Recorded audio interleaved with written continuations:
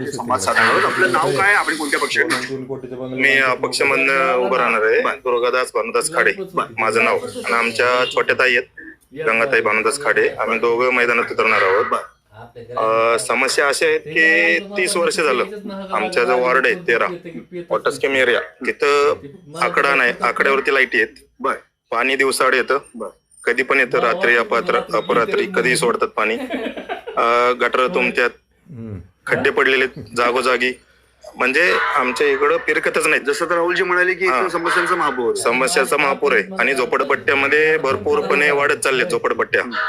खेळायला मैदान नाही, स्विमिंग टँक इथे, तिकडे स्विमिंग टँक नाहीये, वाचनालय इकडे, तिकडे वाचनालय नाहीये. आणि मी जर नगरसेवक पदामध्ये जर आलो, सक्सेस झालो, तर पहिलं तिथं 4 मजली सुसज्ज असं हॉस्पिटल तयार करण्यात येईल. खेळाडूंसाठी वाचनालय, परत जे आपले MPSC UPSC ची तयारी करतात, स्पर्धा परीक्षेचे विद्यार्थी, जे पोलीस भरतीसाठी ग्राउंड, हे आमच्या विजन मध्ये आहे. तिथं जे 60 ते 70 हजार आमचा वॉर्ड आहे, शेजारी 60-70 हजार वॉर्ड आहे, इकडे पण 60-70 हजार वॉर्ड आहे. पण आपल्याला जावं लागतं आकुर्डीमध्ये, आकुर्डीतून वायशम वरनं ससून. आणि इथं फक्त केस पेपर काढा 1 तास जातो तिथं लाईनीमध्ये. त्यानंतर BP चेक, त्यानंतर मग तिथं जे खेळ आहे 2 तास जातात. थोडक्यात वेळेत उपचारच मिळत नाहीयेत आणि हॉस्पिटलची पण गरज आहे.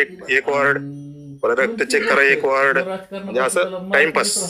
सुट्टी आणा किंवा दवा गोळ्याला काय म्हणतात त्याला, बाटली आणा, खोकल्याचे औषध घ्यायला एकदम थर्ड क्लास क्वालिटीचं हे सुविधा.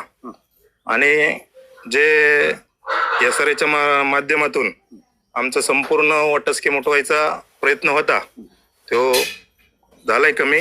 पण झोपडपट्टीतील प्रत्येक लोकांना घर मिळावं ही आमची इच्छा आहे. पण वट्टेधारक आणि ज्यांना 4 मजली पुनर्वसन झालेलं आहे, त्यांना आम्ही शेवटपर्यंत आमचा विरोध राहील वॉटर स्कीम तर्फे. आणि नगरसेवक 4ही वॉटर स्कीमचे निवडून आणण्याचा आमचा प्रयत्न राहील. नक्कीच. तुम्हाला खूप खूप शुभेच्छा. तुम्ही महापालिकेत पाऊल टाकल्यानंतर निश्चितपणे इथल्या